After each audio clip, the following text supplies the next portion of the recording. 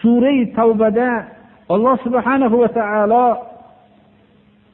fosiq degan toifalarni fosiqlarni to'g'ri yo'lga hidoyat qilmasligini bayon qilishlikdan ilgari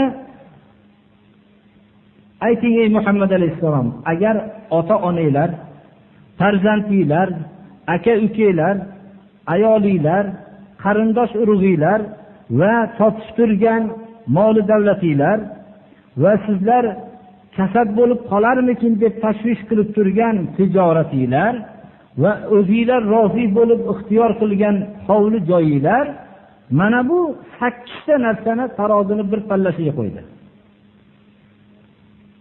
Hayotdagi eng insonga o'ziga haq yo'ldan to'sadigan 8 ta narsa. Agar hayotdagi hamma narsani sanasak, mana 8 ta narsaga cheklanadi.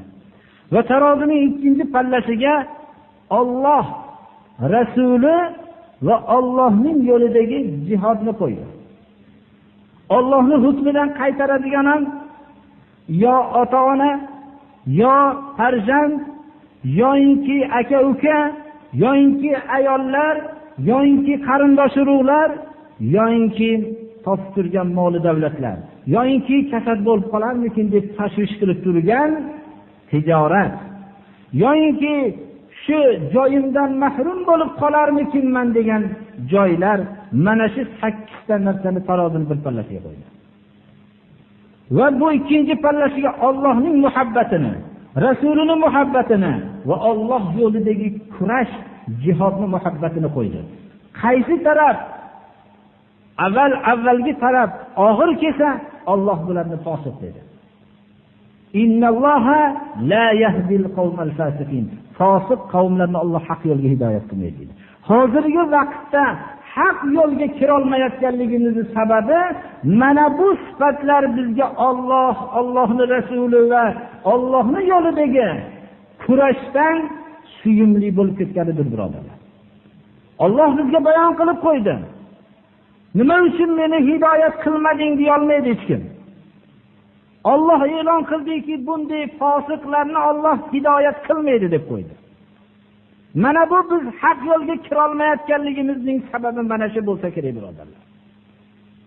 Ba'zi kishilar haq yo'ldan ota-onalarni afzal ko'radi. Ba'zi kishilar farzandlari sababli zalolat yo'liga ketishadi.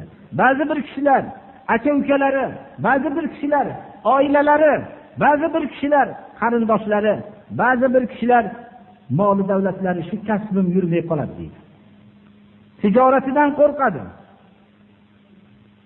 Ba'zi bir kishilar shu hovli joyini qiynalib soldim, shu yerdan men jilib ketib qolaman shekilli murosa qilmasam deydi. Alloh taolo bularni fosiq deyapti. Biz bo'yamasligimiz kerak. Falonchi, pistonchi qo'ying, fosiqcha yo boshqa fosiq deylik. Alloh buni fosiq deyapti. Bularni haq yo'lga hidoyat qilmayman deyapti.